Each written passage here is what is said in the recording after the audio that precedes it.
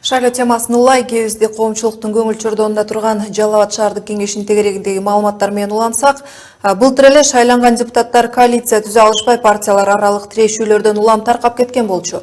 Ошондуктан экинчи айлампада кайрадан Жалал Абад шаары шайлоо картасына илинип, эми алдын ала маалыматтарга ылайык кеңештин курамы айкындалып калганча, ошентсе да Жалал Абад шаардык кеңешиндеги саясий компромисстин жоктугу жана жергиликтүү саясатчылардын көз караштары жана өзгөчөлүктөрү жөнүндө кебизде биз менен байланышта турган Жалал Абад мамлекеттик телерадио компаниясынын башкы мүдүрү Тургунбай Алдакулов менен улантсакпы деп турабыз. Оолу Жалал Абаддагы шайлоонун өзгөчөлүктөрүнө токтоло кетсеңиз, анан былтыркы окуяны, анын себептерин жана шаардын турмушуна келтирген таасирлер, маселен, шаар бир нече ай маанилүү бийлик бутагысыз иштеген жөнүндө баяндап берсеңиз. Чындыгында мына өзүңүздөргө белгилүү болгондой, Жалал Абад шаары өлкөбүздө саясий жана маданий алкактан алып караганда үчүнчү ири шаар болуп саналат. Андыктан жалпы эле коомчулуктун назары мына ушул шаардагы жергиликтүү кеңешке болгон шайлоого бурулуп турду деп айтсак жаңылышпайбыз.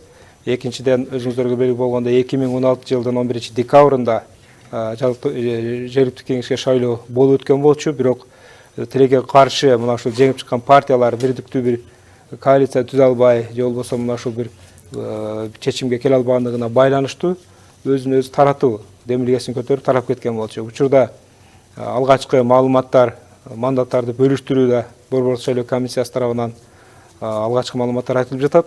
Мына ушул маалыматтарга таяна турган болсок, Өнүгүү прогресс партиясы учурда 9 мандат менен экинчи жолку болгон шайлоодо белгиленип жатат.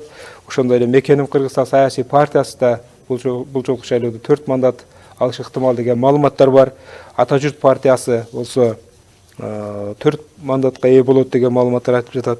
Республика жана Кыргызстан партиялары 3 мандаттан добушка ээ болуп жатат. Ал эми Кыргызстан социал-демократтар партиясы алдын ала алган маалыматтарга караганда 8 мандатка ээ болду деген божомолдор айтылып жатат. Ал эми мурдак эле болуп өткөн шайлоодо мына ушул эле саясий партиялар мына ушундай эле негизде добуштарды алууга жетишкен.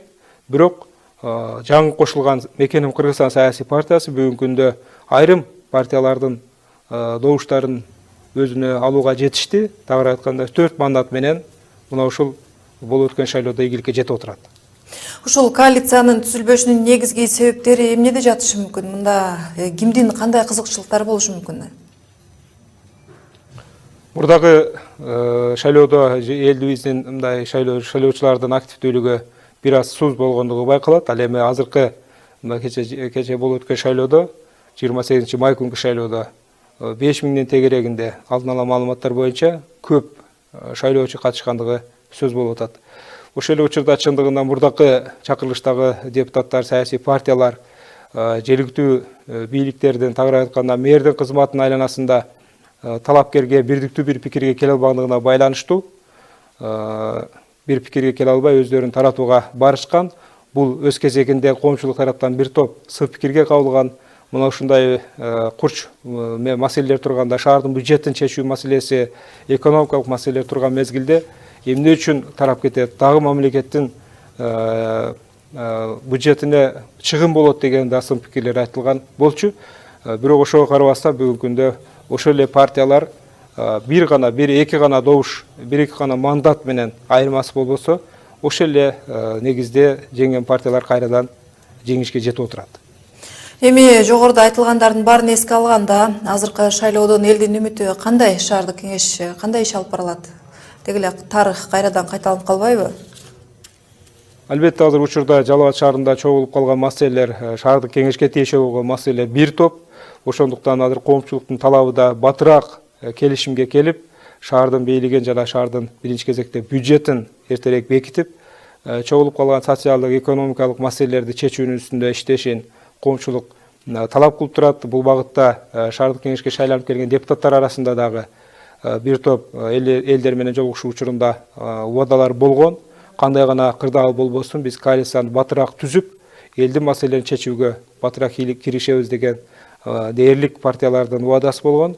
Мына ушул убадасына туруп, бүгүнкү күндө саясий партиялар жакшы бир коалиция түзүп өз жумушун жасайт деген үмүттөр бар.